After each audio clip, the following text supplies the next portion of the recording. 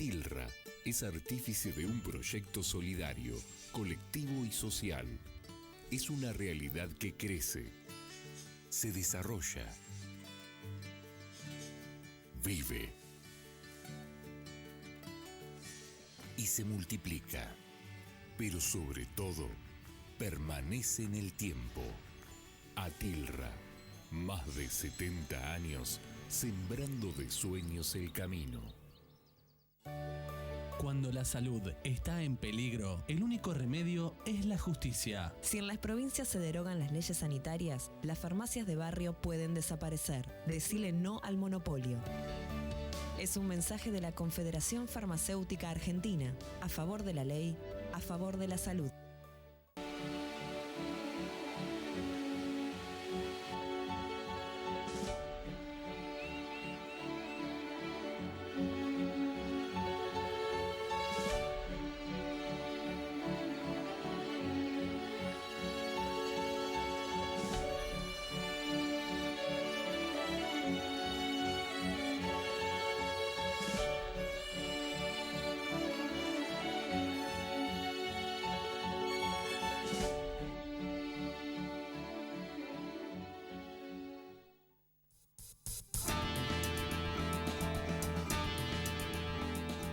Hola, ¿qué tal? Muy buenas noches, bienvenidos nuevamente acá a Economía 4D. Ahora te vamos a contar por qué el hashtag que está ahí arriba en la pantalla que estás viendo en este momento dice Economía, Economía.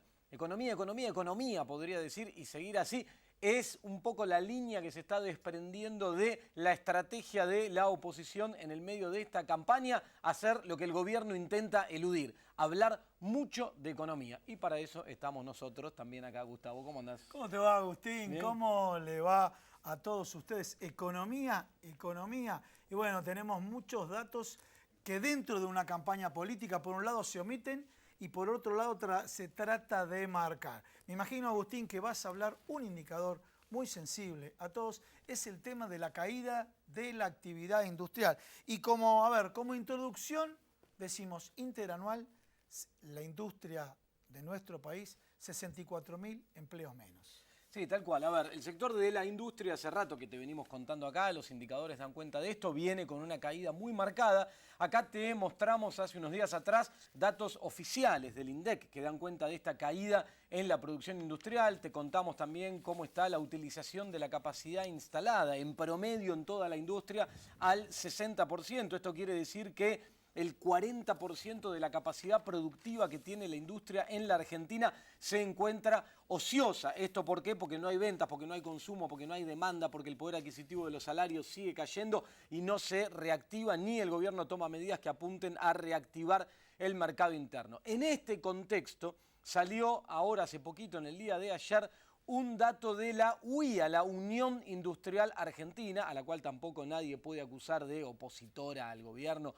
o de que sostenga un sesgo ideológico muy lejano a lo que defiende, las ideas que defiende este gobierno. Sin embargo, dan cuenta en su indicador de una caída de 6,7% para la producción industrial. Recordemos que la Unión Industrial Argentina tiene un sesgo más direccionado hacia grandes empresas. Cuando uno toma los indicadores, por ejemplo, de la CAME, la Cámara Argentina de la Mediana Empresa, que apunta más a pequeñas y medianas, las caídas son mucho más profundas. Lo cierto es que para la UIA la caída mayo contra mayo del año pasado fue de 6,7%. Pero si te metes adentro del indicador y ves cuáles son los sectores que más fuerte están cayendo. A ver, ya que decís adentro, vamos Sí. con cuentagotas. A ver, Vamos. uno fuerte, sector automotriz, me imagino. Automotriz, el que presenta la caída más importante de todos. ¿Sabes por qué te digo esto? Porque ahora dicen se están vendiendo más autos.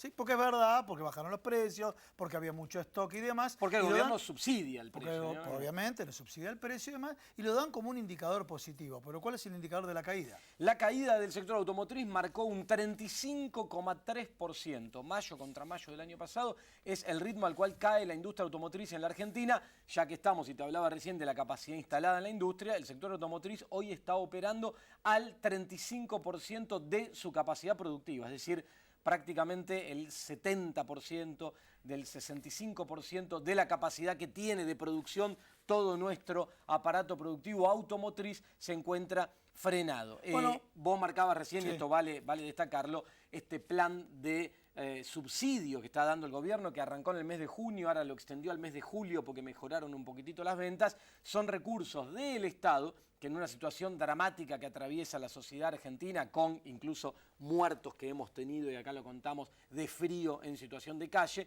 canaliza recursos hacia la compra de automóviles con un agravante, que también subsidia la venta de automóviles directamente importados de marcas premium, de modelos de muy alta gama, que cuesta explicar desde el punto de vista de la distribución del ingreso y el rol del Estado por qué se decide canalizar recursos hacia eso en el marco de la crisis que hoy tiene la Argentina, de nuevo, te repito, con productos que ingresan completamente importados. No hay defensa de mano de obra nacional atrás de eso, ¿no? Bueno, me imagino que otro de los sectores que vas a mencionar es el sector textil. Das el número y yo quiero bajar de lo macro a lo micro. A ver, sector textil. El sector textil es el segundo, tal cual, te estudiaste la lista, veo. Obviamente. El segundo de los sectores que más Pero ¿sabes qué? caída Te voy a contar algo. presenta. A veces uno dice contar tantas pálidas, pero es un hecho real porque los medios lo están tapando. Claro, bueno, por eso digo y retomo el inicio, el arranque, el hashtag este de economía, no seguimos porque iba a ocupar toda la pantalla, pero un poco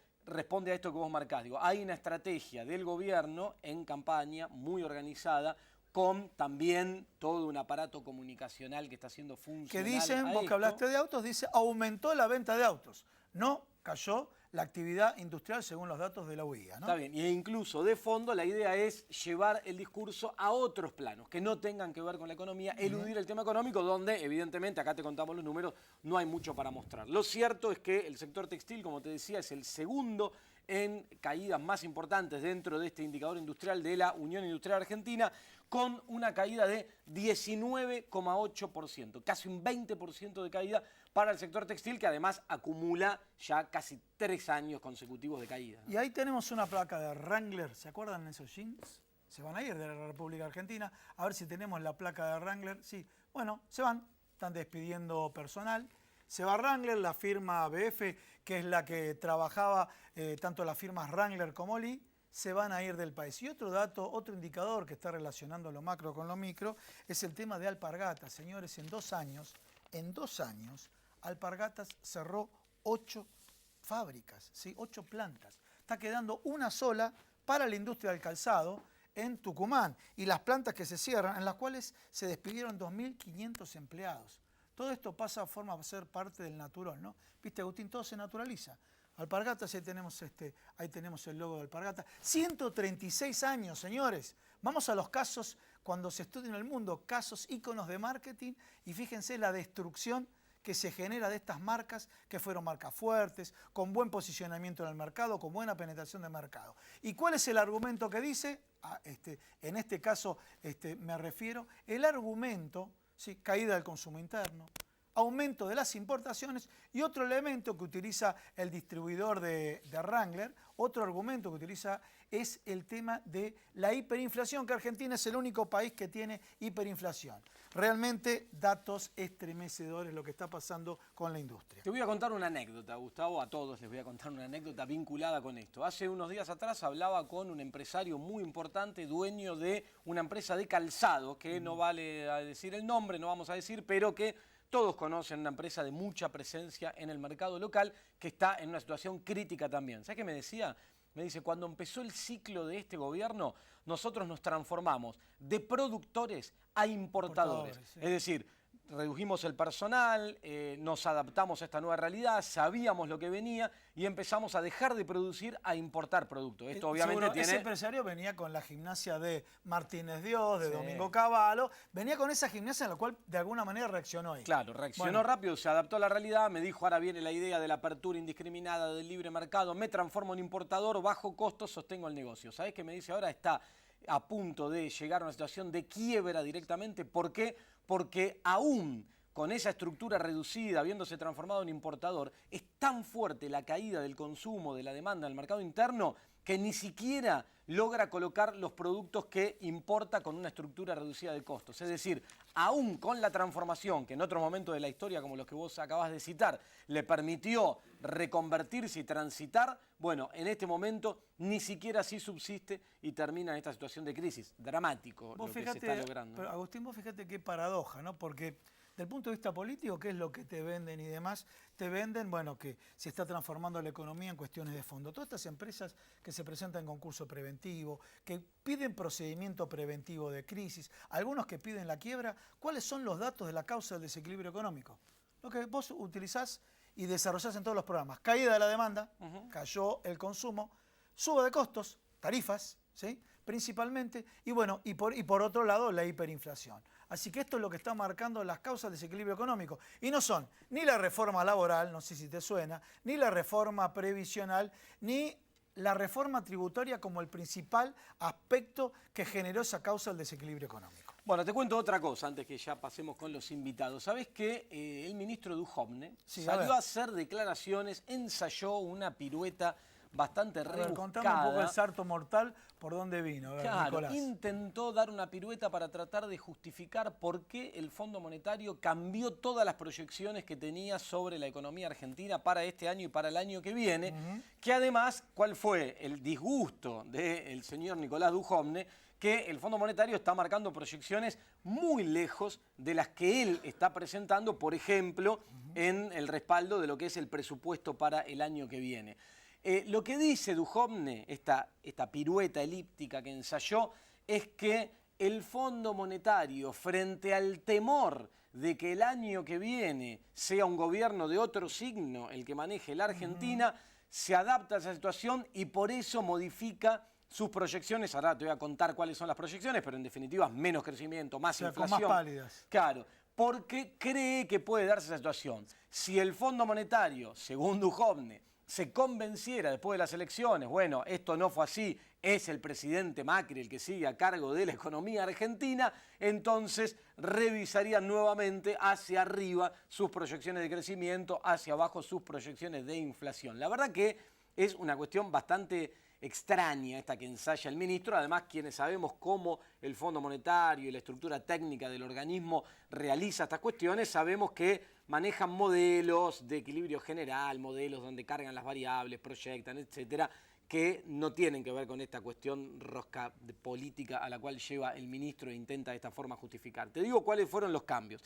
El Fondo Monetario decía que este año la economía argentina, según la última revisión, iba a caer un 1,2%. Al principio decía que íbamos a crecer, después la fue revisando, 1,2%. Ahora dice, no, vamos a caer un poco más, 1,3% vamos a caer. ¿Sí? Yo creo que las estimaciones que se manejan acá adentro es que vamos a caer más fuerte. Que ¿Será por eso que Christine Lagarde anunció que se retira del Fondo Monetario? Y Christine Lagarde se fue para el Banco Central Europeo, puso la plata acá, el préstamo más grande de la historia.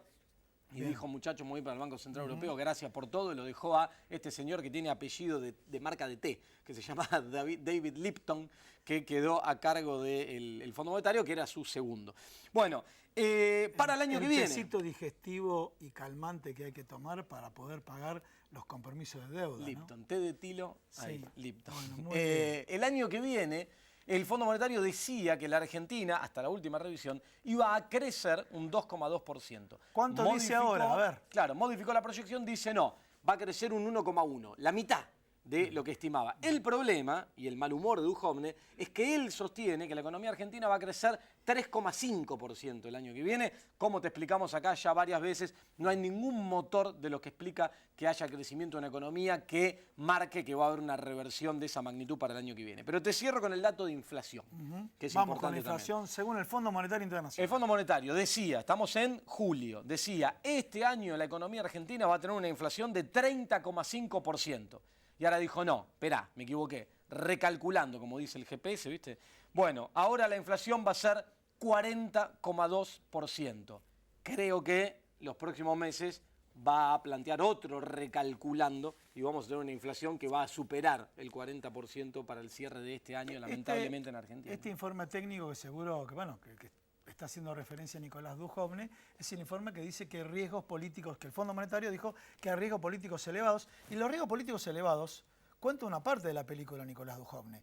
él plantea el escenario, se gana Alberto Fernández y demás, que van a poder implementar las 3 reformas previsional, impositiva y laboral. Pero también el riesgo es ganando Mauricio Macri, que no va a tener mayoría en las cámaras para lograr estas reformas. Así lo ve el Fondo Monetario Internacional. Sí, así lo ve el Fondo Monetario, así el gobierno justifica, así celebró el famoso efecto Pichetto, que dicen que sería la garantía en el Congreso de la Nación. Lo de Pichetto, está picante Pichetto. Dice, si gana Fernández, viste, la sentencia que va a haber default, sentencia una serie de condiciones que realmente buscan instalar el miedo. Se está instalando la campaña del miedo, ¿no? Sí, tal cual, y llevan además a un contraste así muy dicotómico, ridículo, incluso que te lleva a épocas de la Guerra Fría, ¿no? Cuando hablan de que si tal candidato es marxista, si es marxista, comunista, exactamente. si vamos a hacer Venezuela, si viene el comunismo a la Argentina, bueno, lo cierto es que lejos estamos de situaciones de esa característica, acá no se está discutiendo capitalismo o comunismo, socialismo, acá lo que se está discutiendo es cómo hacer para reordenar, reencauzar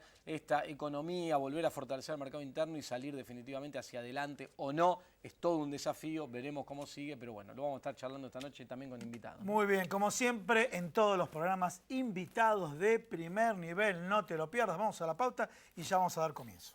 Dale, vamos.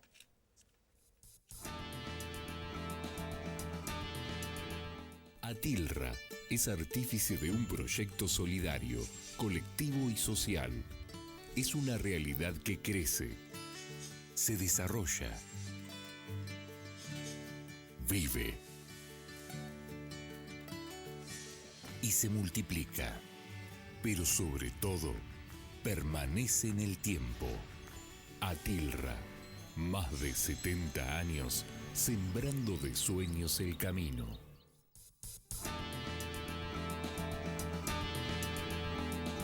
Bueno, seguimos acá en Economía 4D, perdón. Y, En CN23, por sí, supuesto, también por en CN23. supuesto. Bueno, arranquemos presentando a los invitados, ¿te parece, Gustavo? Arranco yo a mi Muy derecha. bien, sí. Está Jaime Persic, que es rector de la Universidad Nacional de Hurlingham.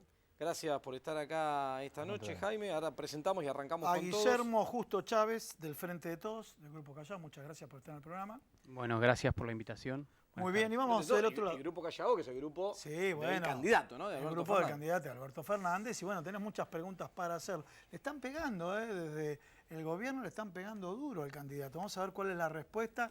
Y salió publicado un manual de comunicación del Frente por Todos. Vamos a ver si lo están respondiendo o no y cómo está trabajando en materia comunicacional la fórmula Fernández Fernández. Y estamos con Claudio Lozano, economista. Bueno, aprovechamos, Claudio Lozano, tu libro, La deuda ilegítima.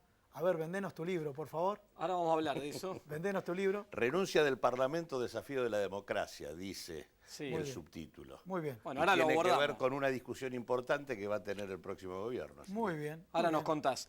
Héctor Polino, titular de Consumidores Libres, ya ha venido varias veces, vamos a estar hablando de esto también, gracias Héctor. Y Ariel Aguilar, que es integrante de la Confederación General Empresaria Argentina y además un hombre muy cercano al candidato a gobernador Axel Kicillof. Bueno, ¿te Muy parece? bien, muy bien. ¿Arrancamos? Comenzamos, bueno, a ver, con los datos, si te parece, con Ariel Aguilar, porque uno de los temas es, hablamos de la caída del sector industrial, hablamos de la caída del sector textil, y de pronto vos, que has sido invitado en varios programas, venías contando las pymes que se iban cayendo y demás. Y ahora cuando empezás a ver una marca como Alpargata, 136 años de trayectoria en el país. Cuando empezás a ver marcas como Wrangler y Lee, decimos, pero la pucha, más allá de este concepto que algunos grupos grandes fueron beneficiados, están perdiendo la brújula. Bueno, en primer lugar, gracias como siempre por la invitación. Pero, a ver, claramente tenía que ver con el proyecto de país que llevaron adelante desde el primer día. Recién nombraron al grupo BIEF, que es el que tiene Wrangler, que tiene Lee, que es otro lo que acaba de cerrar locales y demás. En el año 2016, yo no me olvido más, el presidente de la Cámara del Suéter, en Cejera, en la Confederación General Empresaria, plantea que apenas gana este gobierno, lo primero que sucede, por ejemplo, con grandes tiendas y algunas de estas Hacer el compañías, micrófono, por favor. bajan a la mitad las compras que hacían a este proveedor. A él le compraban los pullovers. Inmediatamente que ganó este gobierno bajó las compras a la mitad. No sabía en ese momento qué hacer con... Ustedes vieron que el sector textil, por ejemplo, fue uno de los más afectados Sí. en el principio, como el mío, el del manufactura de cuero, calzado. Y vos fijate que ese concepto que hizo que el primer año, donde había un poco de colchón de consumo, más o menos, siguiera caminando 2016, 2017, un poquito, lo que estaba sucediendo era esto, que no es solo que perdíamos trabajadores, perdíamos mercado interno, y esto es lo que veníamos diciendo. Y hoy esas mismas empresas que dejaron de comprarle a marcas argentinas para ponerse a importar todo, son las que están cerrando las puertas. Entonces esta es la consecuencia de una política en general, que empezó con las importaciones, con la tasa después de interés ahora del 70%, con las tarifas con las cuales no se puede producir, con esta caída del consumo. Digo, llegaste a este escenario, nombraste estas empresas que hoy son llamativas porque son grandes, porque después podés nombrar, no sé, escuchaba Mielcitas, Sportech en San Martín, bueno, dijiste Alpargata. Lo tocamos en todos los programas. Bueno, 15.000 pymes encerradas. Están acá adentro, están acá adentro todas las pymes. Digo, están naturalizadas, sí, es el producto. Bueno, eso es lo más grave. Vos sabés que lo más grave es que se han naturalizado el cierre de pymes y la pérdida de 140.000 puestos de trabajo del sector industrial. Y esa naturalización es política. Por eso la discusión que se viene es política, de qué tipo de país queremos, ¿no? Y ahí en lo que se viene, Ariel, ¿qué te parece? Porque el gobierno lo que dice está bien. Esto obviamente que no lo pueden desconocer porque los datos marcan que esto es así, eluden también hablarlo, pero están las cartas sobre la mesa. Lo que te dicen es, la solución a esto viene por el lado de la reforma impositiva y la reforma de flexibilización laboral. Esa es la agenda que marca el gobierno por la cual va a transitar para, según ellos, modificar esta realidad. ¿Qué crees vos? ¿Cuál es el camino que hay que transitar? No, que es otra disputa de sentido común que se instala todo el tiempo en la sociedad. A ver, cuando nosotros vamos a la vida real, en la discusión de las cámaras, cuando estamos hablando qué problemas tenemos, por qué están cerrando las pymes, estamos hablando de esto, de una tasa del 60%, de tarifas, de consumo, de importaciones, de esto se habla en las mesas nuestras. Ahora, cuando el gobierno... Discúlpame, te quiero hacer un pequeño paréntesis. Ustedes lo mencionan como escenario de los empresarios. Y las empresas, en las causas de desequilibrio económico, cuando llegan a las figuras jurídicas, mencionan lo mismo. Caída del consumo, altas tasas de interés, tarifazos. Bueno, lo que yo te planteo es que ¿a quién le sirve una reforma laboral? ¿Podemos discutir una cuestión tributaria? Sí. Sí, Argentina necesita una reestructuración tributaria. Una reforma tributaria planteada por este gobierno es una rebaja de impuestos. Y quienes tenemos las fábricas en los barrios y quienes mandamos a nuestros hijos también a las escuelas de esos barrios, no podemos plantear una rebaja de impuestos en el concepto que hoy plantea el gobierno. Sí hay que plantearse una reestructuración tributaria. Es imposible que una pyme de 50 empleados que factura 20 millones de pesos pague lo mismo que un importador con 5 empleados. Entonces la discusión la tenemos que dar. Pero en cuanto a lo que es la reforma laboral, esto lo instaló el gobierno. ¿A quién beneficia una pérdida de derechos de los trabajadores y una pérdida de poder adquisitivo? Porque es lo que viene atrás. A nosotros que vimos el mercado interno, no. Pero es lo que vienen reclamando las grandes corporaciones empresarias desde hace años en la Argentina. Entonces esta es una discusión definitivamente política y esto es lo que dirimimos. No se trata de que yo estoy defendiendo a los trabajadores. Eso lo hacen muy bien los sindicalistas. Yo digo que una reforma laboral no voy a tomar un solo empleado porque me regalen los impuestos, porque no me tracciona la demanda. Está claro, porque no tengo mercados en el exterior. Entonces, decir que el principal problema de una reforma laboral es jugar con esto del sentido común y hacer este juego con los sindicatos. Bueno, vamos con Héctor Polino. A ver. Héctor Polino, siempre lo veo, siempre viene con hojas, con datos, tiene con mucha... anotaciones, con todo. Data del día a día. A ver, ¿qué última data tiene de la canasta? Bueno, básica? antes de ¿cuál hablar de quiere? la canasta, A ver. quisiera referirme a un dato de que no ha trascendido, Sí. que es de la Dirección de Estadísticas del Gobierno de la Ciudad de Buenos Aires. La Ciudad de Buenos Aires tiene este año 585.000 pobres en la ciudad. Bien. Un año atrás habían 491.000. 94.000 nuevos pobres en la ciudad de Buenos Aires. Una de las ciudades más ricas, con un PBI per cápita mayor. Exactamente. Y indigentes. Teníamos el año pasado 132.000 indigentes. Este año 184.000. 50.000 más. 52.000 indigentes más en la ciudad de Buenos Aires. Muy buen dato. Si bien los números no gobiernan el país, por lo menos indican cómo el país está gobernado. Y siempre el modelo de gestión a nivel nacional toman como ejemplo la ciudad de Buenos Aires. La ciudad de Buenos Aires. Y en cuanto a la canasta de alimentos, que Consumidores Libres viene relevando desde hace 24 años. Los 38 productos. Cada 15 días, 38. En la primera quincena de julio nos dio un poco menos que en julio del año pasado. Nos dio 1,89. El año pasado fue 2,37. En Pero 15 el días, acumulado, aclaremos, ¿no? En 15 días. En 15 días. En 15 días. Aclaremos, pues sí. En 15 días. En un mes, la Argentina tiene mayor porcentaje de inflación que 161 países en el mundo. En el mundo. El acumulado 1 de enero, 15 de julio. En un mes tiene la inflación de Bolivia anual, Héctor. ¿Cómo? Claro, En ¿tiene un más mes inflación? tiene la inflación de Claro. Bolivia anual. Exactamente, 1,8. El acumulado 1 de enero, 15 de julio, el año pasado fue 16,38%. Este año 28,23%, un 11,85% más que el aumento que hubo en el mismo periodo del año anterior. Bien. Por esto ha caído el consumo. Pero a pesar de estos aumentos, de esta caída del consumo, los aumentos no cesan. Aumentan, entre otras cosas, porque disminuye, se devalúa el peso con respecto al dólar. Pero cuando el dólar baja, como ha bajado en estos días, ningún producto bajó un centavo. Cada vez que aumenta la paridad cambiaria, aumentan los productos, el precio de los productos. Ahora ha estado bajando aproximadamente 4 pesos. No bajó un centavo ningún producto. Ahí la matriz de costos no tiene producto importado. Pero tenemos que ir a un corte. Vamos al corte, dejamos esta imagen porque vamos a arrancar con Claudio Lozano. Acá tenemos el libro, lo vemos ahí, La deuda ilegítima. Dale, ahora arrancamos el corte con Claudio Lozano. Nos cuenta el libro y ya vamos con el resto de los temas, política, educación. Educación, de lo cual no se habla señores. mucho y hay mucho para hablar. Quédate ahí y ya venimos, dale.